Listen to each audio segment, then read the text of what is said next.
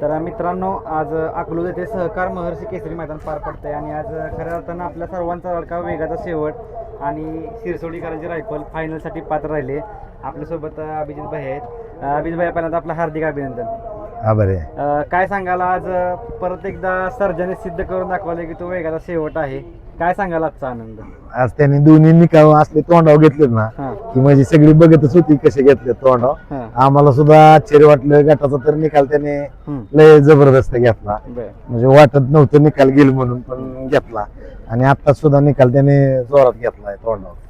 खऱ्या अर्थानं शिरसोडीकरांची रायफल एक मला वाटतं ही जुनी जोडी पण पळाली. हो, पळाली. काय सांगाल ह्या जोडीचा अनुभव आज? आणि नाही, बरेच दिवसात गाडी एकत्र आली. आमच्याकडे आल्यापासून तर पहिलीच वेळ आहे.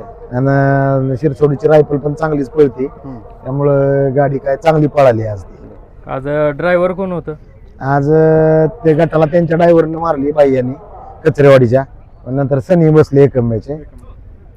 भैया, काय सांगाल, म्हणजे आता सर्जा परत एकदा तेच रूप त्याचं दाखवायला लागलं आता सगळ्या प्रेक्षकांना. आणि त्याचं तुम्हाला माहिती आहे की फॅन फॉलोअर्स त्याचे प्रत्येक मैदानात असतात आणि भरपूर त्याचे कमेंट्स वेगळे की सर्जा आम्हाला दाखवा, म्हणजे त्याचे फॅन फॉलोअर्स वेगळेच आहेत भैया.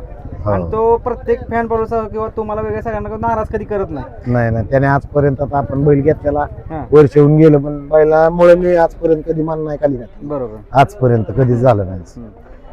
कसं काय आता नियोजन कसं करताय काय?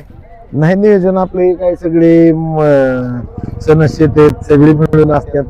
ते सगळे आमचे कोण साहेब आहेत, सगळे मिळून आपलं नियोजन असतं. पोरं आहेत सगळी, शंभू आहेत, त्यांचं नियोजन करणारे पोरं सगळी मिळून विचारून असते. सनसित, काय सांगाल, आता सर्जापाशी तुम्ही वारंवार असता, अभिजित भाई तुमचं बोलणं असतं, कसं वाटतं एकंदरीत सर्जाचं तुम्हाला स्पीड बघून काय वाटतं? एकंदरीत स्पीड आहे पहिल्यापासून, त्यांनी आजपासून दाखवून दिलंय की तो वेगाचा शेवट. थोडस मध्ये बॅड होता, आता त्यातून परत एकदा उभारी घेतली आहे. ही उभारी कायम राखेल हा विश्वास आहे. त्या हिशोबानं पण आज शिरसोडीवाल्यांनी विश्वास दाखवला. म्हणजे कसं आहे, बैल पळतोय, बैल पळताना दिसला, त्याचा म्हणजे पारा लक्षात आला, त्यानंतरच पैरे होतात. बरोबर. त्यामध्ये सगळ्यात महत्वाची पैऱ्याची भूमिका त्यांना माहिती आहे की बाबा कशा प्रकारे पैरे होतात. तर चांगल्या पैरात पळेल इथून पुढं, पण इथून पाठीमाग पण नाही पळत. एक थोडंसं 19-20 राहतं. 19-20 मधून आता बाहेर पडलाय तो. इथून पुढे कायम गुलाबात राहील. ह्या नियोजनात तुमचा खारीचा वाटा आहे. काय सांगाल, म्हणजे नियोजन जुळून आणून फायनलचा गोलाल म्हणजे काय होतं, गाडीनं मार खाल्ल्यानंतर थोडंसं कुठंतरी डोकं चालवायला लागतं. तसं डोकं चालवणारा माणूस आमच्याकडे आहे, त्यामुळे त्यातून एक चर्चेतून हा झालेला पैरा आहे. परवा दिवशी थोडंसं गंडलं, त्यानंतर लगेच पैरा झाला आणि आज गाडी फायनल. जरा त्या डोकं चालवणाऱ्या माणसाचं नाव जरा घेतलं. नाही, ते आहे सगळ्या दादा, काय सांगाल, आज म्हणजे खूप दिवसातनं ही जोडी पडली, म्हणजे एवढ्या दिवस म्हणजे प्रेक्षकांना पण वाटत होतं ही गाडी पळावी.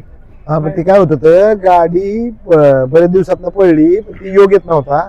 त्यांचा फोन आला त्यावेळेस आपलं नियोजन झालेलं असायचं आणि आपला फोन गेला त्यांचं झालेलं असायचं. मग त्या दिवशी नेमकं अचानक ती सुट्टीला कार्यक्रम झाल्यामुळं, सुट्टी मेकर कडून थोडं गोंधळ झाल्यामुळं, त्यामुळं मग तिथनच फोन केला तर नव्हतं झालं नियोजन. म्हणलं की 2 मिनिटातच विषय झाला की पायरा. मग काय त्यांनी 2 मिनिटात हो म्हणले, लगेच फोन केला. आणि दोन्ही मालकांची पण मन जुळली आणि त्याचं आज गुलालात हे करून दिलेलं आहे. नाही, आमचं नाही, कुणाबरच सगळीच आपल्याला खेळच प्रेमाचा आहे, त्यामुळे सगळीच की ह्याला प्रत्येक पहिलं मालकाला पळायचं. पण थोडंसं काही कोणाची नाराजी, कोणाचा काही विषय ते दूर ठेवून तिथून पुढे पैरे केलं पाहिजे, असं माझं वैयक्तिक मत आहे. बरोबर. आमचं तर वैयक्तिक कुणाबरच काय नाही, म्हणजे आहे असं आमच्याबद्दल मतभेद किंवा जुने असतील तर ते बाजूला ठेवून आपलं, आमचं तर कुणावरच काय विषय नाही. भैया, तुम्ही आता क्षेत्रात ह्या मला वाटतंय अगोदरपासून आहे, पण सर्जा आल्यानंतर तुमच्या एक आयुष्यात वेगळे एक उभारी आली. आता सर्जाचं स्पीड मध्ये जरा बॅट पॅच चालू होता, पण तुम्ही आता त्याचं व्यवस्थित नियोजन करून तुमच्या चेहऱ्यावर पण एक समाधान दिसायला लागले आता. कारण विषय असा असतो की मला म्हणजे बाजा असू द्या, सर्जा असू द्या, त्यांच्या अंगावर आकडं पुसलं की मला झोप लागत नाही आणि मला बैल पण बघू वाटत नाही, असली आपली पद्धत आहे.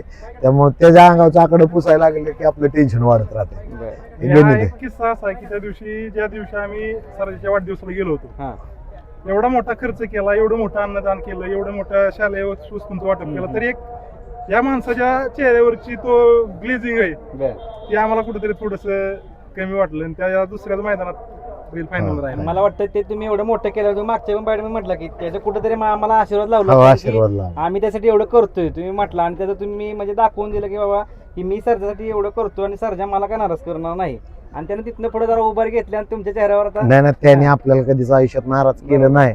मी त्या दिवशी पण बोललो की माझ्या दारात थाटात जरी उभं राहिला तरी चालतोय, बरोबर. कारण मला त्याने आजपर्यंत नाव की मी सांगितलं ना, मी 2 कोटी घालवले असते तर माझं एवढं आज नाव नव्हतं, की त्याने माझं नाव एवढं मोठं केलं. त्यामुळे त्याच्यावर काही नाराजीचं 19-20 चालत राहतात, हारजीत चालत राहते. खेळ हे खेळात हारजीत तर होणारच आहे, सगळे कोणतर हारणार कोणतरी शिकणार आहे. नक्की. पण आपल्याला माहिती आहे ना, आपलं सरजा 24 कॅरेट सोनं आहे, बरोबर. ते आज ना उद्या वाजणारच आहे, खणखणीत नाणं आहे. त्यामुळं त्याला आम्ही नाही कधी टेन्शन घेतलं आजपर्यंत. भैया काय सांगाल, महाराष्ट्राची लाडकी जोडी आता पुन्हा प्रेक्षकांना पाहायची इच्छा आहे, तर नाही, कधी पळ- पळताना दिसेल नाही, काय? पळू ना. आता ते कसं होतंय ते आत्ताच सांगितलं मी ह्यांचं की आमचं नियोजन झालेलं असायचं त्यावेळेस त्यांचा फोन यायचा, त्यांचं नियोजन झालेलं असं आमचा फोन यायचा, त्यामुळं प्रॉब्लेम येतात. बाकी तर आमचं म्हणजे कुणावरच काय नाही, सगळ्यावरच पळायचंय, काय विषय म्हणजे भविष्यात पळताना दिसणार थोडक्यात. हो 100%. नक्कीच आता फायनल आहे, खूप जास्त वेळ घेत नाही, सर्जाने गुलाल तर दिलाय.